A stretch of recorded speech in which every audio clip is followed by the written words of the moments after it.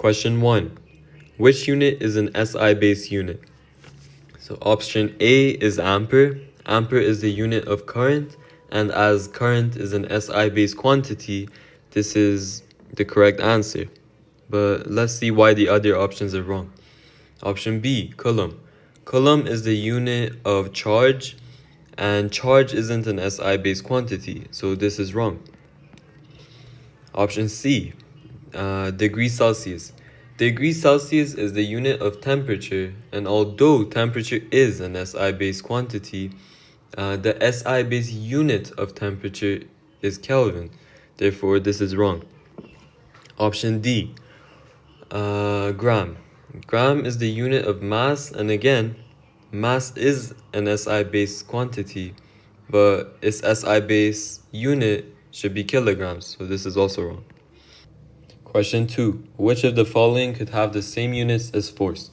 Alright, so force is mass times acceleration. Mass is kilograms, and acceleration is meter per second squared. So we have to find an option which has the same unit as this. Alright, so option A says energy over distance. Now energy, we can just write it as force times distance, and then over distance, the distance of the numerator cancels out the distance of the denominator, so we're just left with force, and this force has the same unit as this force, therefore this is the correct answer. But let's see why the other options are wrong. So part B, it says energy over time. So energy over time is just power, but we can just say that force times distance, which was energy in the previous part, is kg meter squared per second squared.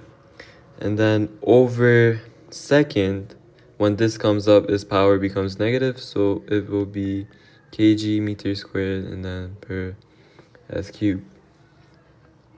And this is not the same as this one, therefore this one is wrong. Now, for the next part, it says that momentum times distance. Now, momentum is mass times velocity, and mass is kilograms, velocity is meter per second, and then times distance times another m, it just becomes kg meter squared per second. And this is not the same as the unit of force, so this one's also wrong. And then for the last option, it says that momentum times time. So we got that momentum was mass times velocity from the previous part, kg meter second negative 1, and then times time. These seconds cancel out because one has the power of -1 and one has the power of 1. So we will just be left with kg meters. And this is not the same as the unit of force. Therefore, this is also wrong. So A is the right answer. Question 3. The velocity of an object changes from an initial velocity u to a final velocity v. The vectors represent these velocities. Alright, so u and then v. Which single vector represents the change in velocities of the objects? Okay, so for this question, we have to use the tip-to-tail method. It means that we add one vector to another vector. So the point of an arrow should be connected to the end of the arrow of another vector. So here we can just say that u plus some vector should equal to v. So if we add any vector to this, it should become this. Alright, so let's check out the options. Option A, so if we want to add u to A, we would have to do this.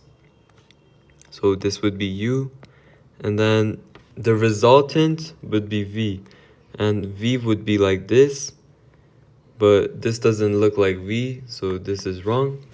And then option B, adding u to b would be like this, and then its resultant would be this, And this also doesn't look like V, so this is wrong.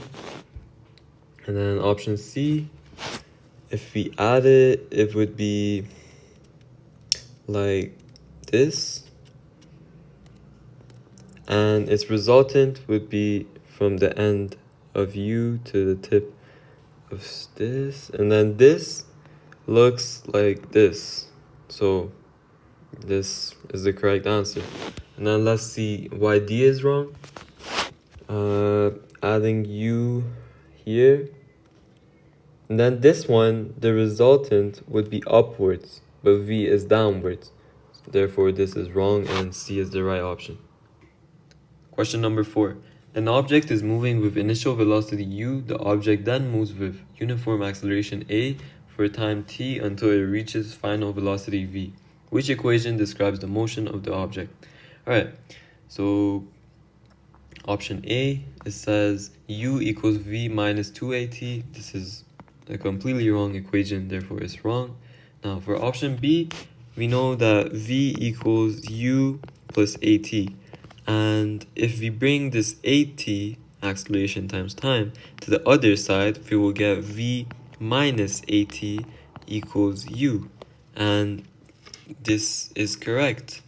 And option B also has the same equation, therefore B is correct. Now, option C, this is also wrong, and option D is also wrong. Question 5. Which calculation produces a vector quantity? Option A, current times time. So current times time is charge, and charge is a scalar quantity because it has magnitude, but it has no direction. Therefore, A is not a vector quantity. And then option B, it says final displacement minus initial displacement. So a displacement like S1 minus S2 gives us the delta S, which is the delta displacement. And displacement is a vector quantity because it has both magnitude and it has direction. Therefore, B is correct. But let's see the other options. Work done over time. So work done over time, W over T, is power. And power, again, has magnitude, but it doesn't have direction. Therefore, C is also wrong. And then option D says 1 over 2 mass times speed squared. And this is kinetic energy, and energy doesn't have direction, therefore this is also wrong. Question number 6. A thermometer can be read to an accuracy of plus minus 0.5 degrees Celsius. This thermometer is used to measure a temperature rise from 40 degrees Celsius to 100 degrees Celsius. What is percentage uncertainty in the measurement of the temperature rise?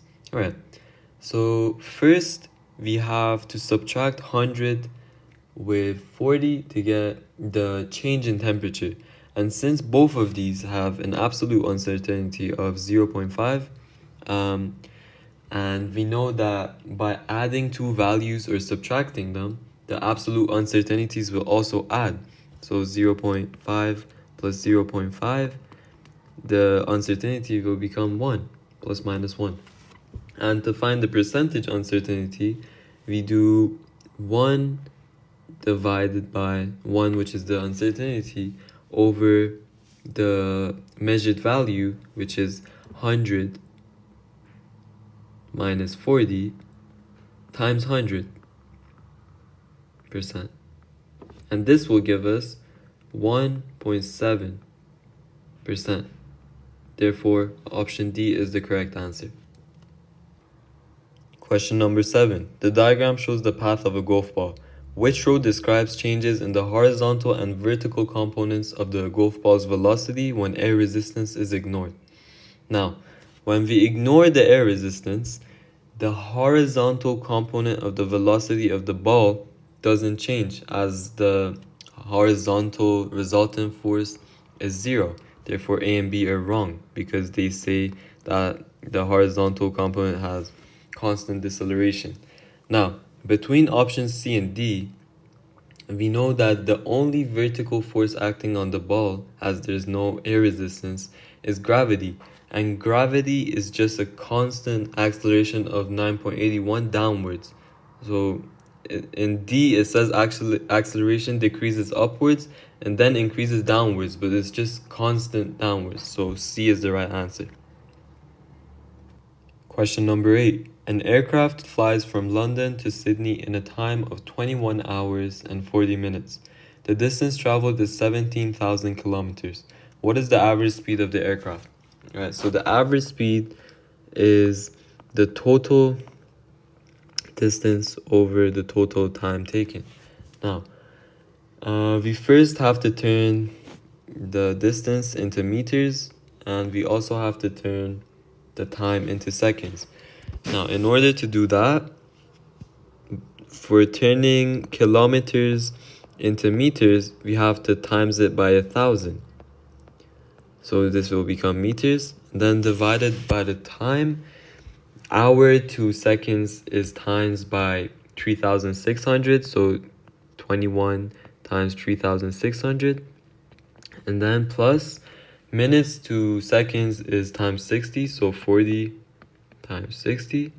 And then if we put this in the calculator, it gives us an answer of 2.2 times 10 to the power of -4 meters per second.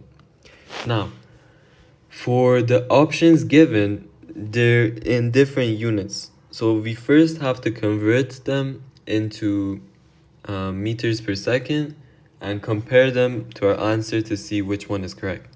Now, option A is just in meters per second, which is the same unit as our answer, but its value is different, so it's wrong. And then option B, it says 2.2 times 10 to the power of 7 millimeters per second. Now, micro. Micro to micrometers to meters is times 10 to the power of -6. So if we times this by 10 to the power of -6, we will get 22. Therefore, this is not the same as ours, and it is not right. Now, for the next one, it says that it's 2.2 times 10 to the power of 11 nanometers per second. Now, if we want to turn nanometers to meters, we have to times it by 10 to the power of -9. And this will actually turn out to be the same value as our answer. Therefore, this is the right option. Now, let's see why D is wrong. D says 2.2 times 10 to the power of 6 millimeters. Now, in order to turn millimeters into meters, we have to times it by 10 to the power of -3, and this will give us 2,200 meters per second, which is obviously wrong. Therefore, this is also wrong. Question number 9. A golf club hits a golf ball. The graph shows how the force on the ball varies with time. Alright, so for this question, we know that force is equal to mass times acceleration, and the mass of the ball is constant, and force is proportional to acceleration.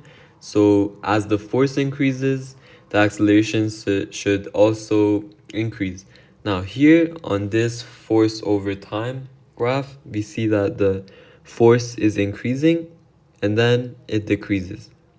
Now let's look at their options. Now straight off, we can see that C and D are completely wrong, because here the velocities suddenly become negative. And when the velocities become negative, it means that something's going back to the place where it came from. So it's moving backwards.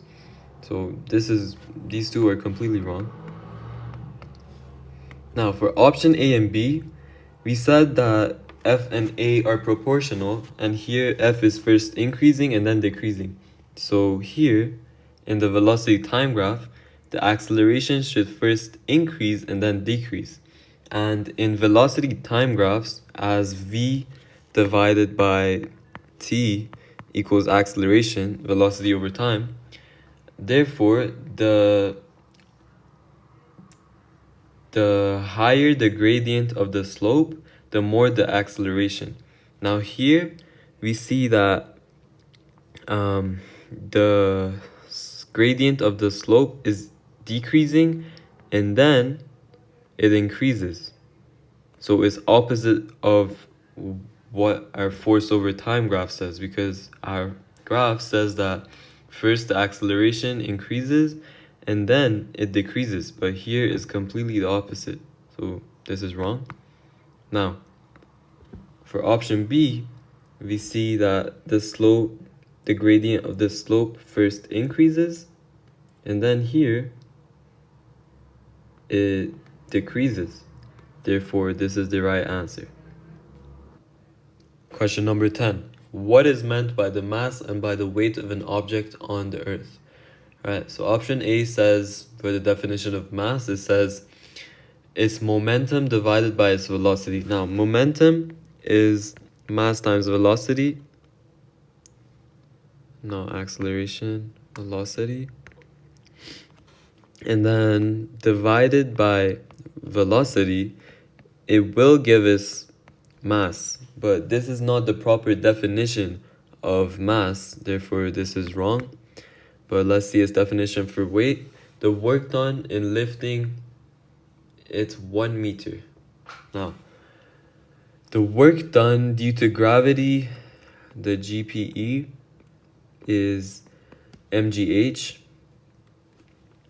And if it's just 1 meter, is 1 mg. So this is the weight. This is right, but as this definition for mass was wrong, this is wrong.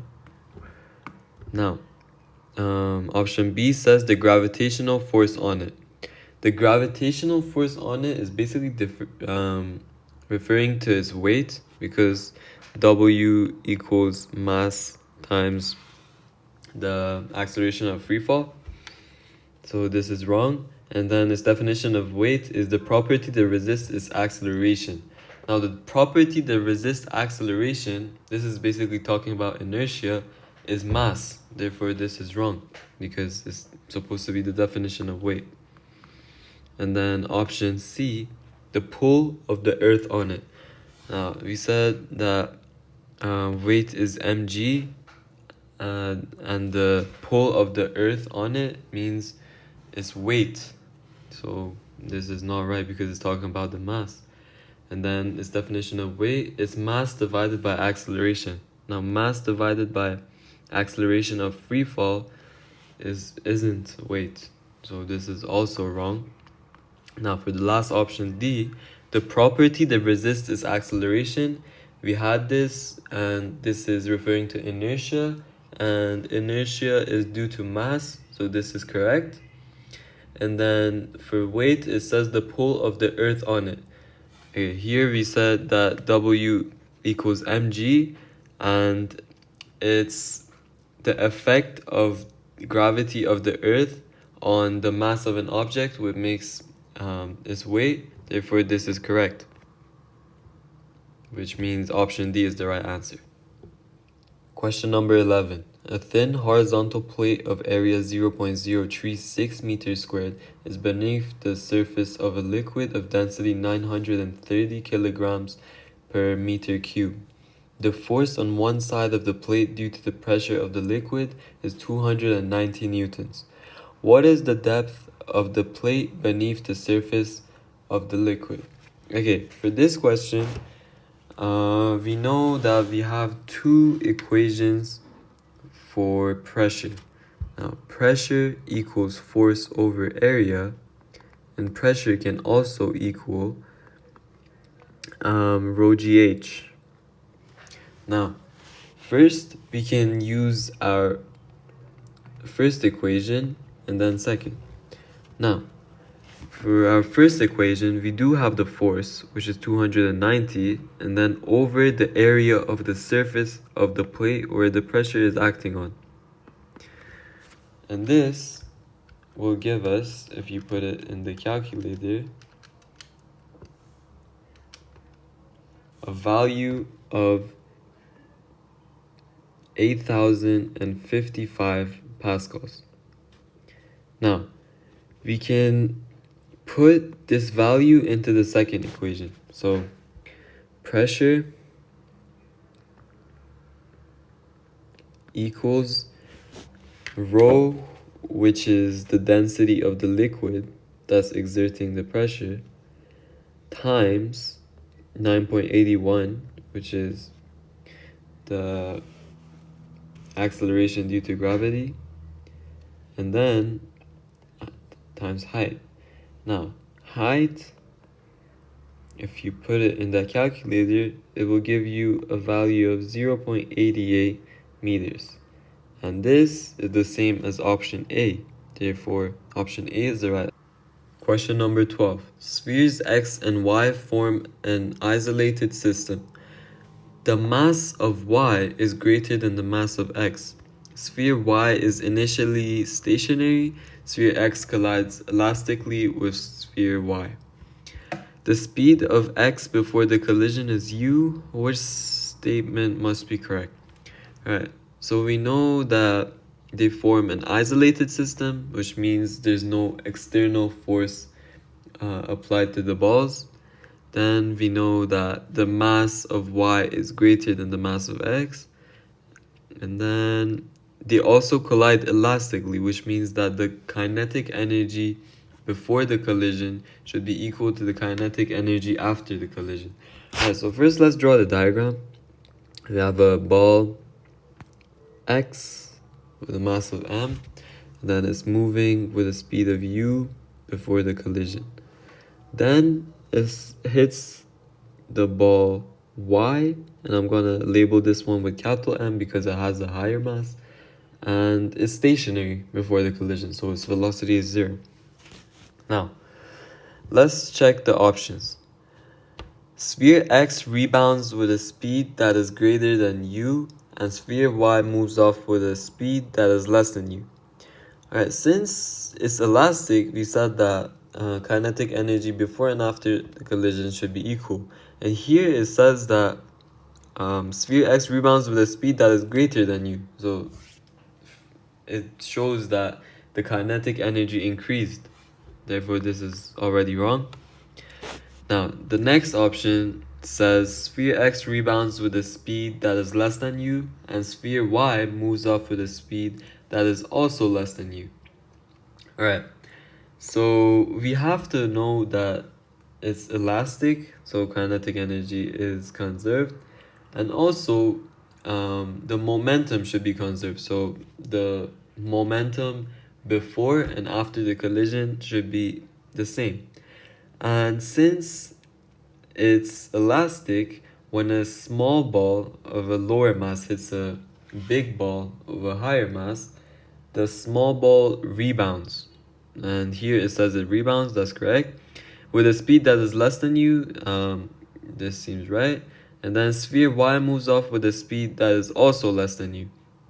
So here, we know that sphere Y has a mass higher than sphere X. Therefore, if we add up the sum of momentums, it might give the same, because momentum is equal to mass times velocity, and even though the velocity might be lower, as the mass is higher, it might give a high value of momentum. And then as momentum has direction and the ball X is moving that way now with a speed less than u, when we add them up, we might get a value of momentum that is the same as our initial before the collision. So therefore this can be an correct option.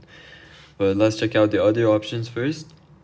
Sphere X rebounds with a speed u, and sphere Y remains stationary.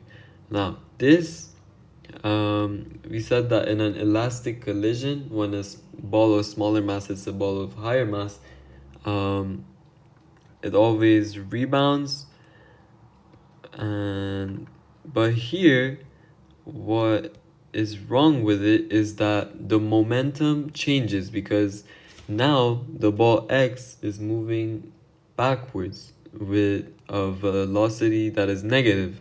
So the momentum will be negative, so it will not be the same. Therefore, this is wrong. And then option D says sphere X remains stationary and sphere Y moves off with a speed that is less than u. And here, the ball with the heavier mass is going, but the ball with the lower mass X remains stationary, and we said it has to rebound as it's hitting a ball of higher mass. Therefore, this is wrong, and the correct answer is B. Question number 13. A ball of mass 0.10 kilograms is thrown towards a stationary vertical bat. The ball hits the bat with a horizontal velocity of 20 meters per second. The ball rebounds and leaves the bat with a horizontal velocity of 15 meters per second. What is the change in momentum of the ball? Right, so when the ball hits the bat, it comes back with a velocity of negative 15 meters per second, as velocity has direction and momentum also has direction. So we need to consider it negative. Now, change in momentum is mass times final velocity minus mass times initial velocity. And this gives us change in momentum. And let's do it. We will have 0.10 times the final velocity is negative 15 meters per second, and then minus 0.10 times 20.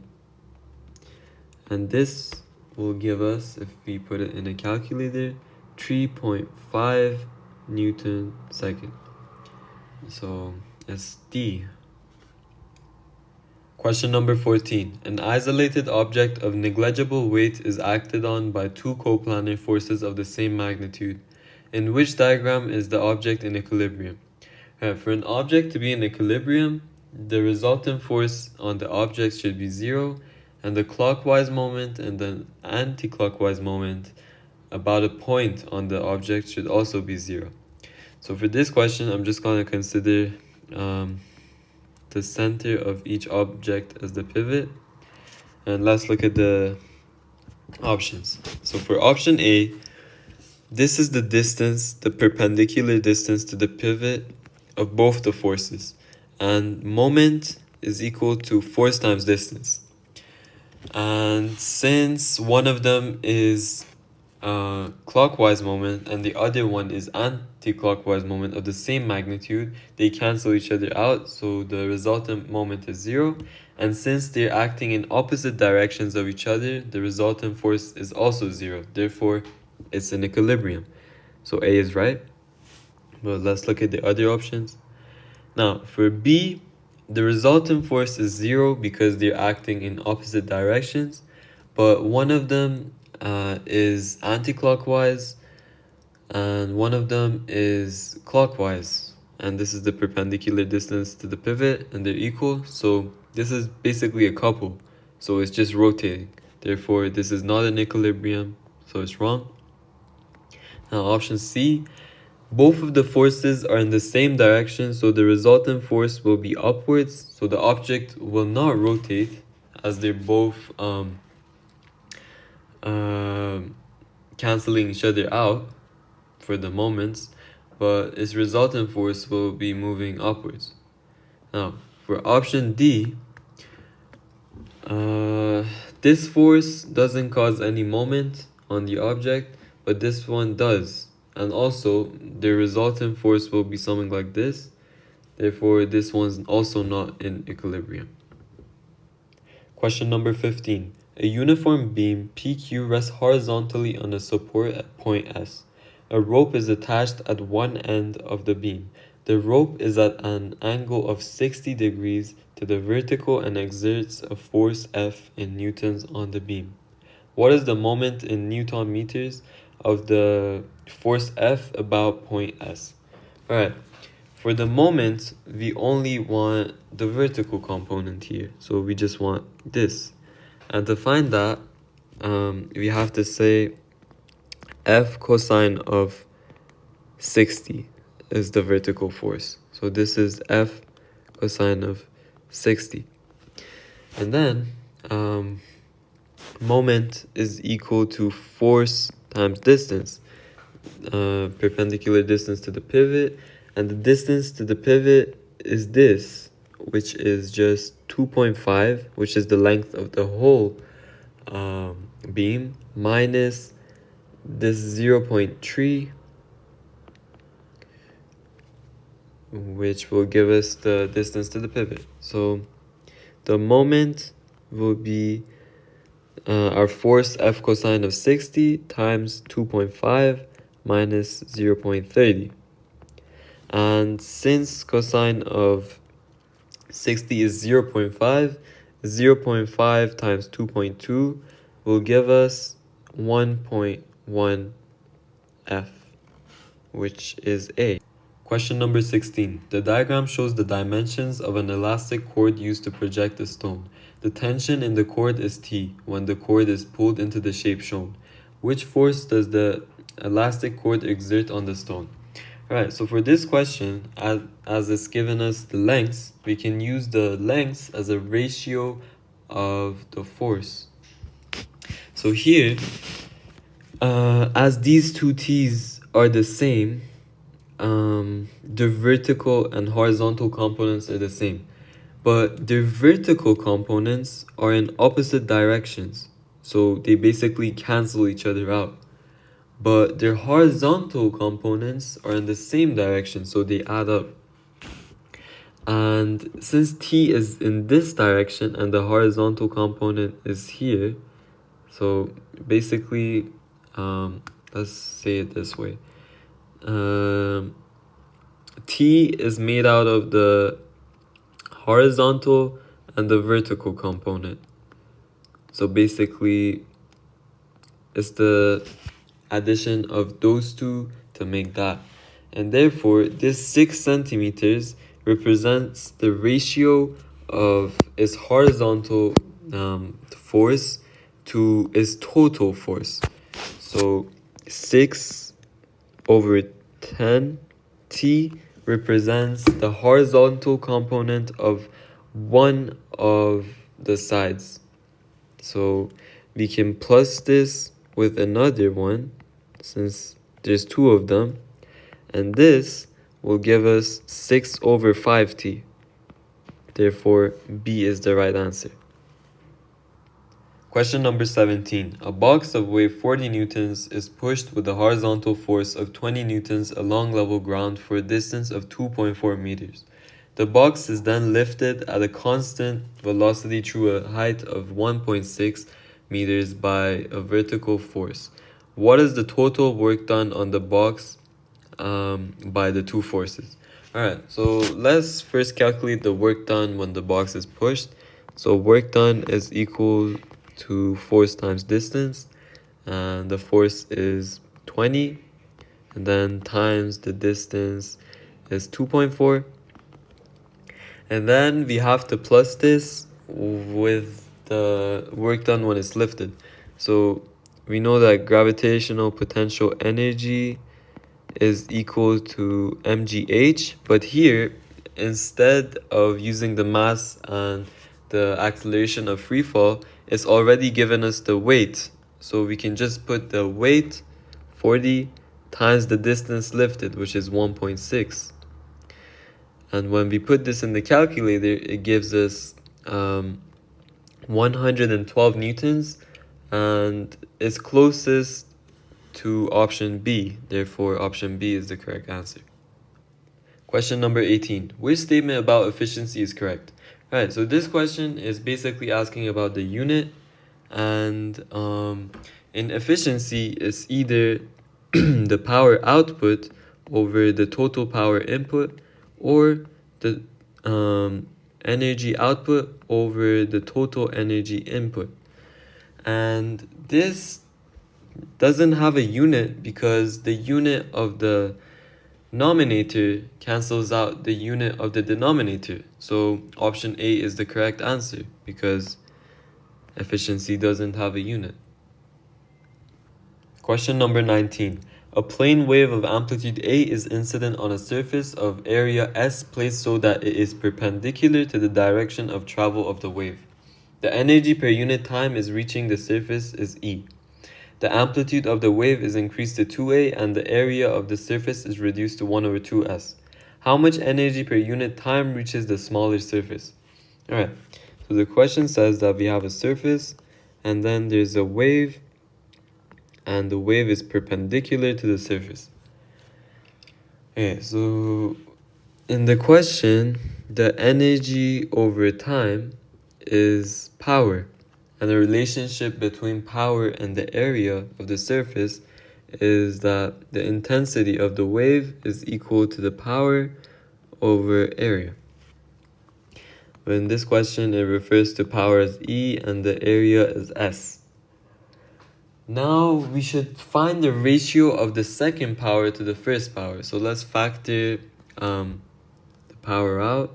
So E will be equal to intensity times the area.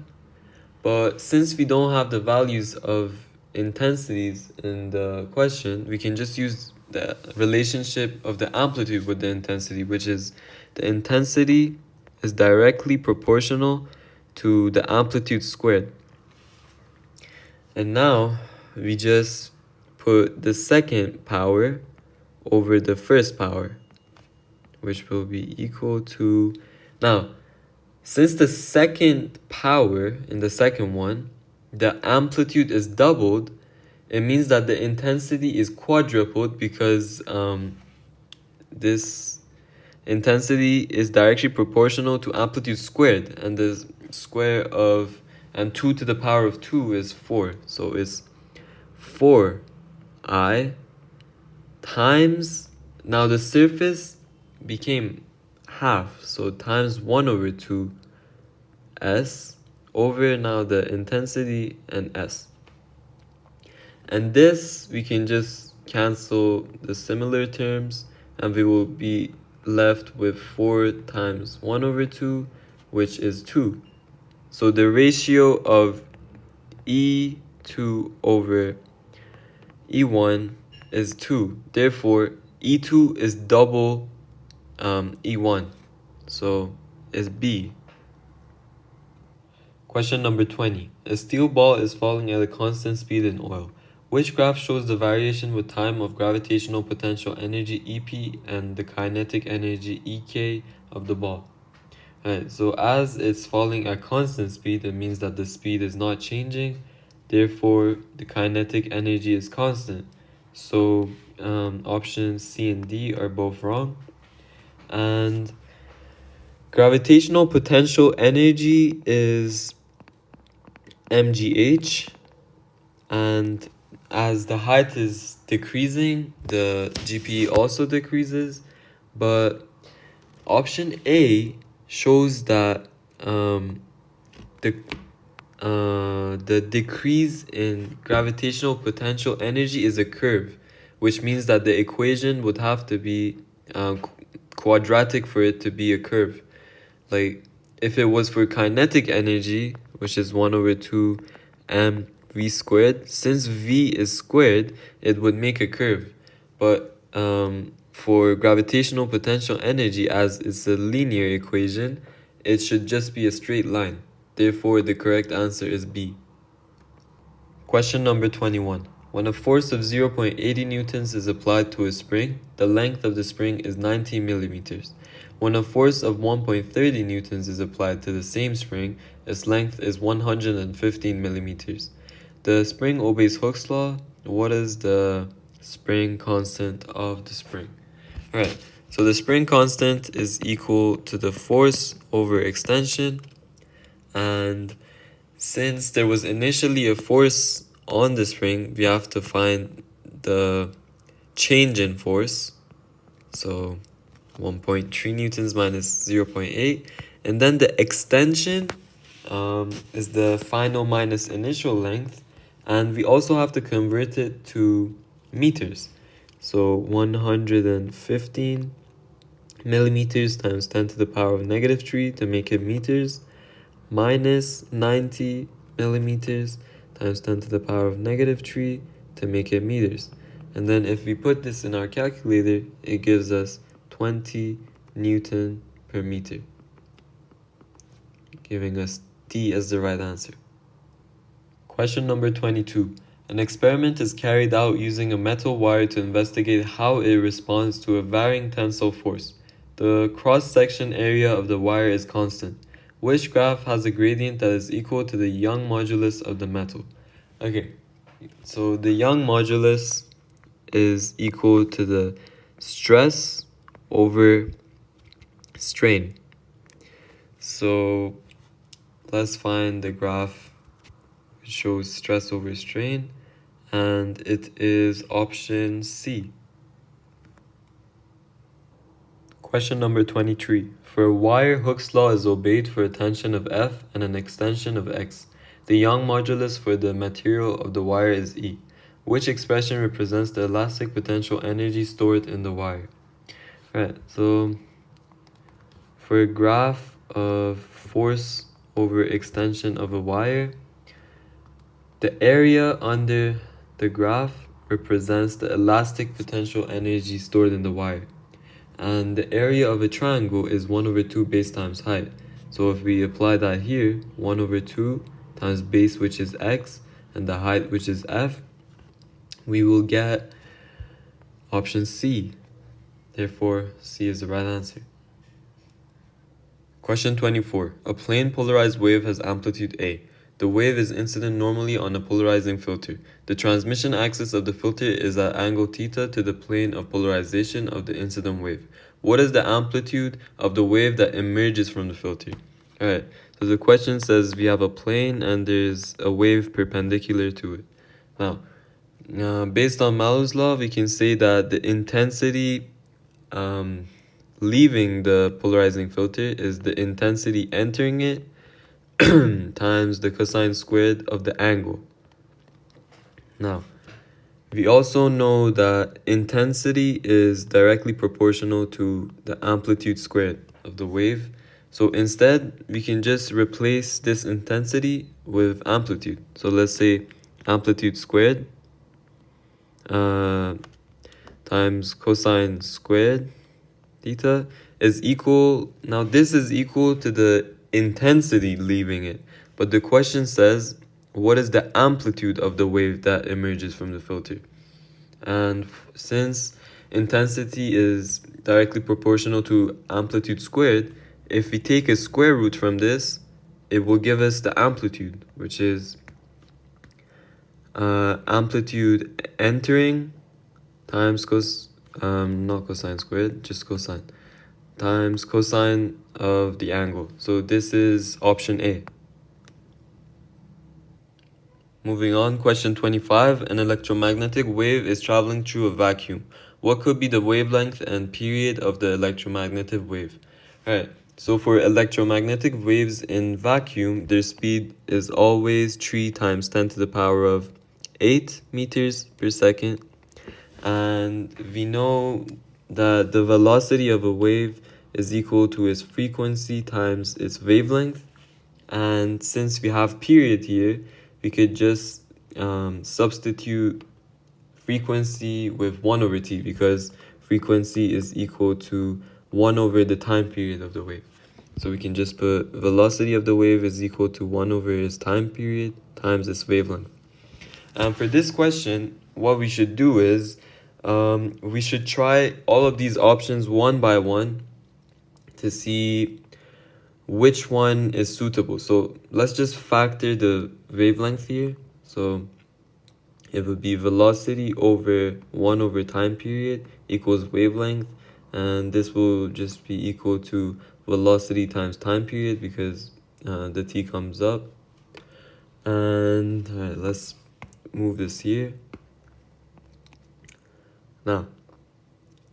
Now we can just put each of these values into this equation, since we have the speed 3 times 10 to the power of 8 times the time period should be equal to the wavelength given. So we could substitute each of these time periods to see which one gives the corresponding wavelength on the right side. So since C is the right option, let's just see how it's done. Alright, so 3 times 10 to the power of 8, which is the velocity, we times it by the wavelength. And here, we have to make sure these units are meters for wavelength and seconds for the time period. So we have 1.2 times 10 to the power of, no, that's the wavelength, excuse me. We have 4 times 10 to the power of negative 10 nanoseconds. Now, in order to turn nanoseconds into seconds, we just times it by 10 to the power of negative 9. And now, if we put this in the calculator,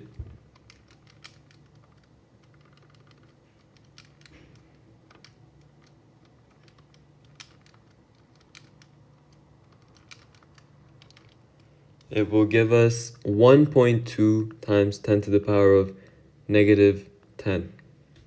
And this is in meters. So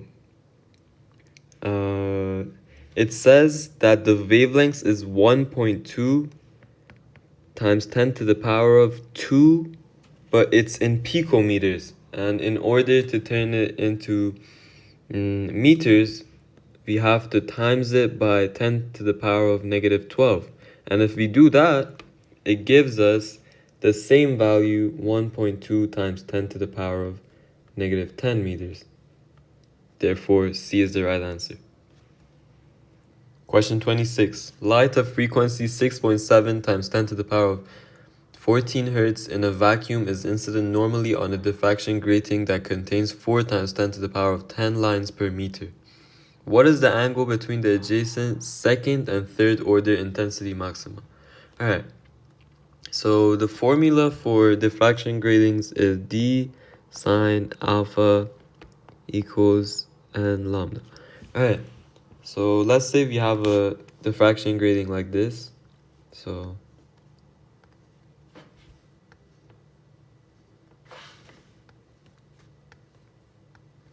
alright, now this is the 0th order, this is the first, second, and third. Now, what the question wants is this angle. So the angle between the second and the third. And in order to find that, we can find this angle and subtract it by this angle. So let's do that. So the question says that there are 4 times 10 to the power of 10 lines in each meter. So the distance between two adjacent lines is 1 over 4 times 10 to the power of 5. And we can put this instead of D, which is the distance between two adjacent lines. Alright, so let's find the third order and subtract it from the second order angle. So for the third order, 1 over 4 times 10 to the power of 5 sine theta equals, now since it's the third order, instead of n we put 3, and the wavelength, in order to find the wavelength, it says it's a light and it's given the frequency, so we use this formula to find the wavelength. So the speed is 3 times 10 to the power of 8 because it's for electromagnetic waves, and the frequency is 6.7 times 10 to the power of 14. So this is our wavelength. So this times 3 times 10 to the power of 8 over 6.7 times 10 to the power of 14. Now, this will give us, if we put it in the calculator, it will become sine theta equals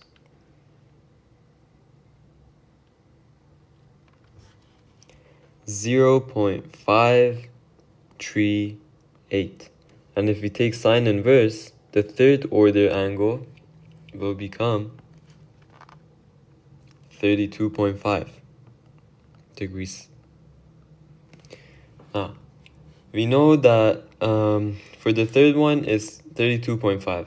Now, we can just substitute this value, which was the number of order, and we can just put 2 instead, because now we're looking for the angle of the second order maxima with the 0th order. And if we do the same thing, our angle will become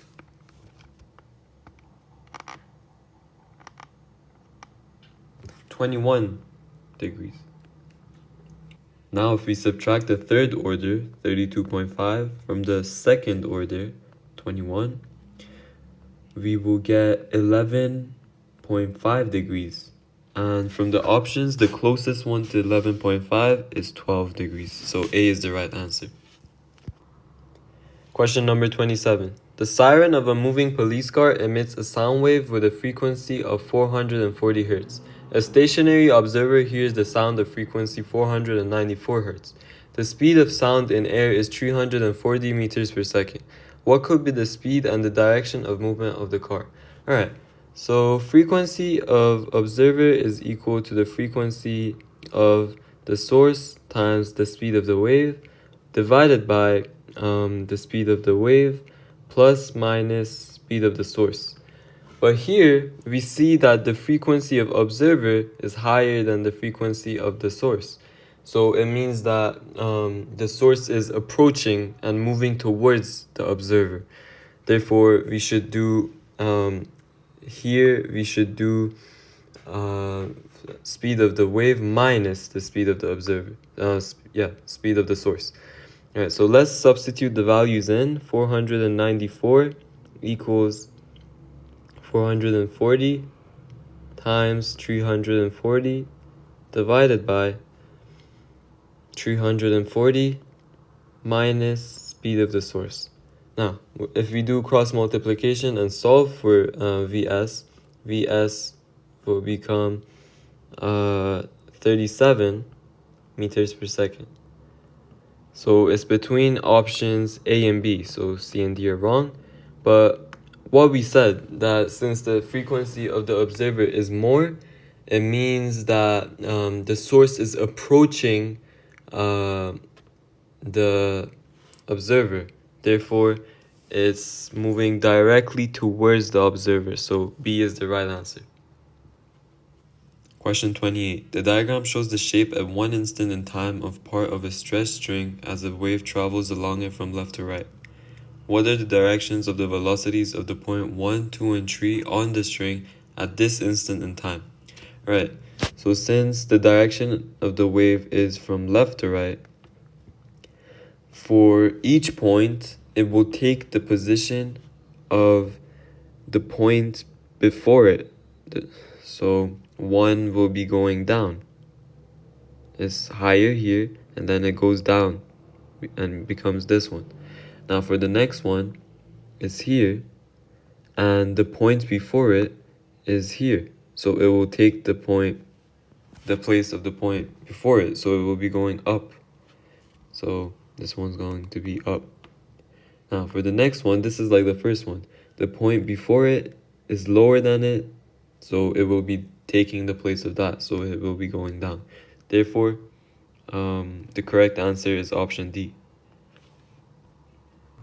Question number 29. Which wave cannot be a longitudinal wave? Option A says a diffracted wave. So sound waves are longitudinal waves, and for example, when you talk in a room and you emit sound waves, the sound waves can get diffracted by a door frame and spread. So this option is wrong because longitudinal waves can in fact be diffracted. Option B says a polarized wave. So polarization happens when an electromagnetic wave enters a polarizing filter and it gets polarized. But for let's say sound waves, when they hit a polarizing filter, they just pass through. They don't get diffracted. Therefore, option B is correct because longitudinal waves cannot be polarized. And then option C, a reflected wave. Now, let's say you go into a corner and you start talking in the corner. The sound waves that you're emitting start to reflect. So sound waves and longitudinal waves can indeed be reflected. Therefore, this is also wrong. Option D, a stationary wave. Now, longitudinal waves can form stationary waves, like when you whistle into a air column or blow into an air column. So this is also wrong. Therefore, B is the right option. Question 30. Microwaves are emitted from two sources at points X and Y. The two waves meet at point Z. The diagram shows the paths of the two waves. The waves emitted from points X and Y are coherent. What is the direct consequence of the two waves being coherent? Right. So for coherent sources, their frequencies and their path difference will always be the same. So let's look at the options. There's a constant difference in path lengths of YZ and XZ. Alright, so this is wrong because it's not always constant. Like if, for example, they're meeting at a point here, so their path difference will be the same. So therefore, this is wrong. It's only for this case that their path difference is not the same. Now, there is a constant difference in phase between the two waves as Z. Yes, this is right because coherent sources always have a constant phase difference. So option B is correct. Option C, there is a constant non-zero difference in frequency of the two waves at Z.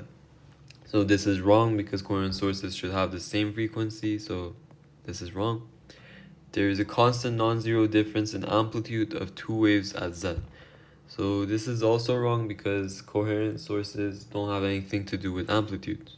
Therefore, B is the right answer. Question number 31. What is the unit of resistivity? Alright, so resistance is equal to resistivity times the length over the cross-section area of the wire. And here, resistance has a unit of ohms. And we're trying to find the unit for resistivity. And length is meters, and cross-section area is meters squared. Now, here, if we bring the meters squared up, its power will become negative. So we will have this. And here, this power of -2 will cancel with the power of 1 here. So we will just be left with meters to the power of -1. And if we factor resistivity, it will become resistivity is equal to ohms divided by meter to the power of -1. And again, if we bring the meter up, it will become a positive power. So it will be equal to ohm meter, which is the same as option D. So D is the right answer. Question 32. A kettle is connected to a 250 volts main supply. What are possible values for the power of the kettle and the current in the kettle? Alright, so power is equal to the current times the potential difference. And in order to solve this question, we know that it is connected to a 250 volts supply. So if we substitute these values of power and current, it should give us 250 volts.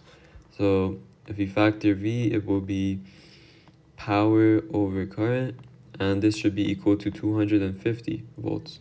Now let's try each option one by one. 500 divided by 0.5 is equal to 1,000. So A is wrong. Option B, 500 divided by 5, it will become 100. So this is also wrong. Now the next one, it is 2,500 divided by 0.1. which will become 25,000. Therefore, this is also wrong. And for the last option, 2,500 divided by 10 will actually become 250 volts.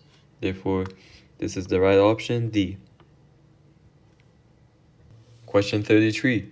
Which circuit results in output voltage Vout increasing with increasing the temperature? Alright, so resistance is equal to the potential difference over the current, and this thing right here is a thermistor. And for a thermistor, as we increase the temperature, the resistance decreases. And in this equation, we see that the resistance is directly proportional to the potential difference. Therefore, as we decrease the resistance, the voltage will also decrease. Alright, so let's see the options one by one. For option A, we see that the V out is from this point to this point. Therefore, is including the fixed resistor.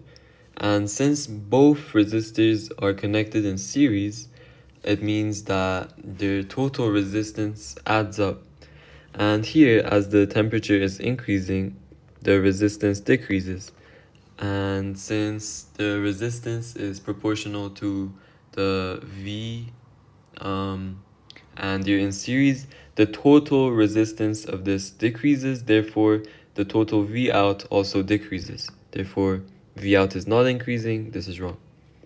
For the next one, it shows that the voltmeter is connected just from this point to here, which is just counting the thermistor. And here the temperature is increasing again, and the resistance of the thermistor will decrease. And as the resistance and V out of the thermistor are proportional, as the resistance decreases, the V out also decreases. So this is also wrong. For the next option, we see that the voltmeter is just connected from this point to this point, and it's just for the fixed resistor.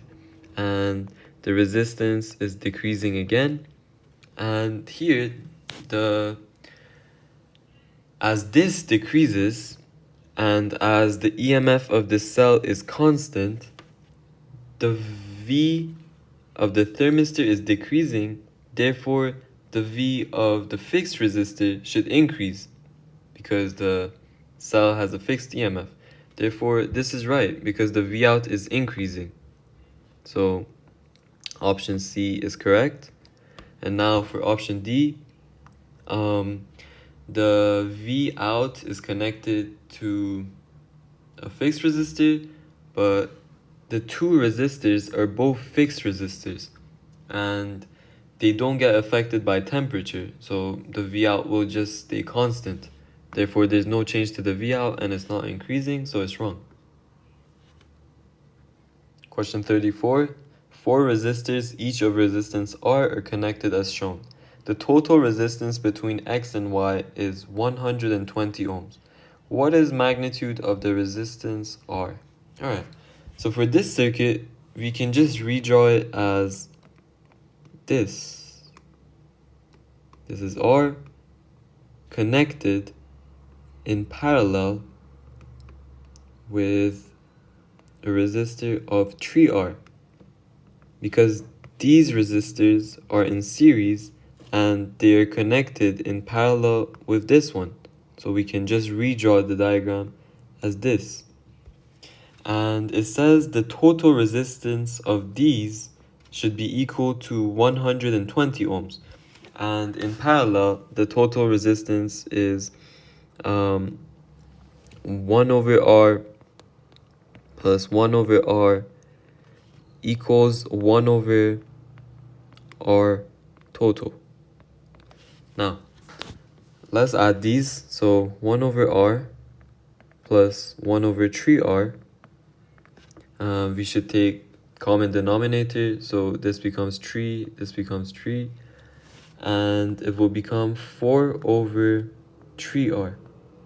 And this is 1 over R, 1 over the total resistance. So the total resistance is 3 over 4R. And 3 over 4R is equal to 120 ohms. And 120 divided by 3 over 4 will become 160. So R is equal to 160 ohms. Therefore, C is the right option. Question 35. A cell with internal resistance is connected to a variable resistor R as shown. The resistance of R is gradually decreased. How do the current I and the terminal potential difference PD across the cell change? Alright, so the EMF of the cell is equal to the current times the external resistance plus the current times the internal resistance of the battery. And here we see that the external resistance is decreasing. And since these two are connected in series, and the resistances of series add up, as this R decreases, the total resistance of the circuit decreases. And since our resistance is equal to potential difference over current, as resistance is inversely proportional to the current, as the resistance decreases, the current increases. And since the current in series circuit is the same, both of these currents increase.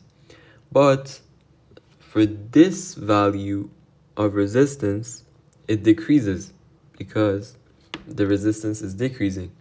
But this value of resistance should increase to counteract for the decrease of the external resistance, since the EMF of the battery is constant. The EMF of the cell is constant. Now, let's look at the options. It says the current I decreases or increases. Now, we know that the current increases because the total resistance of the circuit decreases. Therefore, option A and B are wrong. Now, for the terminal PD across the cell, now the terminal PD is basically from here to here. It's the loop here. So everything outside of the battery, the cell itself. Now, since this R is decreasing and resistance is directly proportional to the potential difference, as this capital R is decreasing, the terminal PD should also decrease. Therefore, D is wrong and option C is the right answer. Question number 36. The diagram shows a circuit with a cell and 3 resistors with resistances R1, R2, and R3. The cell has negligible internal resistance. The total resistance of the circuit is RT. Which equation for RT is correct? Alright, so these two resistors are connected in series and they're connected in parallel with this resistor. Now, for parallel is 1 over R plus 1 over R equals 1 over R total for the parallel. And for series, it's just R plus R equals R total. Now, we have these two in series and they're connected in parallel. So we first have to add these two. So R1 plus R2, this will become the total for these two. And since they're connected to R3 in parallel, we can say that 1 over R1 plus R2 plus 1 over R3 is equal to not R3 but 1 over R3, because this doesn't give the R total, it gives 1 over R total. So we should look among the options and option D is the right answer. Question 37. Hydrogen and deuterium can be represented by the nuclide symbol H11 and H21 respectively. What is the difference between hydrogen and deuterium? Alright, so hydrogen and deuterium are isotopes of each other, and the only difference is that deuterium has one extra neutron, so it's heavier. but their electrons, their number of electrons, their reactivity, and everything else is the same. So let's look at the options. The deuterium atom has twice the number of electrons as hydrogen atom. This is wrong because they have the same number of electrons. Option B, the deuterium nucleus has a charge, but the hydrogen nucleus has no charge. This is wrong because they both have the same charge. Now option C, the deuterium nucleus has less mass than the hydrogen nucleus. This is completely the opposite because the deuterium has more mass than the hydrogen nucleus. So this is also wrong. And option D, the deuterium nucleus has half the charge per unit mass of the hydrogen nucleus. Since the mass of deuterium is double and they have the same charge, so this is correct because it has half the charge per unit mass because its mass is double. So option D is the right answer. Question 38. A radioactive sample decays by emitting beta particles. The energy released in the decay process is the same for each nucleus that decays, but the beta particles emitted have a continuous range of kinetic energies. Which statement explains why the beta particles are emitted with a continuous range of kinetic energies? Okay, so in beta decay, antineutrinos are also emitted, and these antineutrinos take some of the kinetic energy, so it's different for each time, the kinetic energies of the beta particles. And option B states the same thing, so option B is the right answer.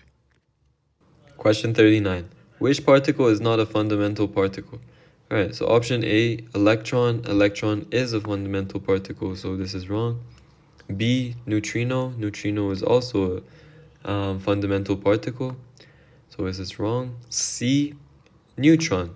So neutron is not a fundamental particle because the neutron itself is made out of fundamental particles, quarks. So this is wrong. So therefore this is the right answer because it's not a fundamental particle. And option D, top quark. A top quark is also a fundamental particle, therefore this is also wrong. Last question, question number 40. What is the charge of an anti-top quark? Alright, so top quark has a charge of positive 2/3 e, and the anti-top quark should have the exact opposite charge, so it has the charge of negative 2/3 e.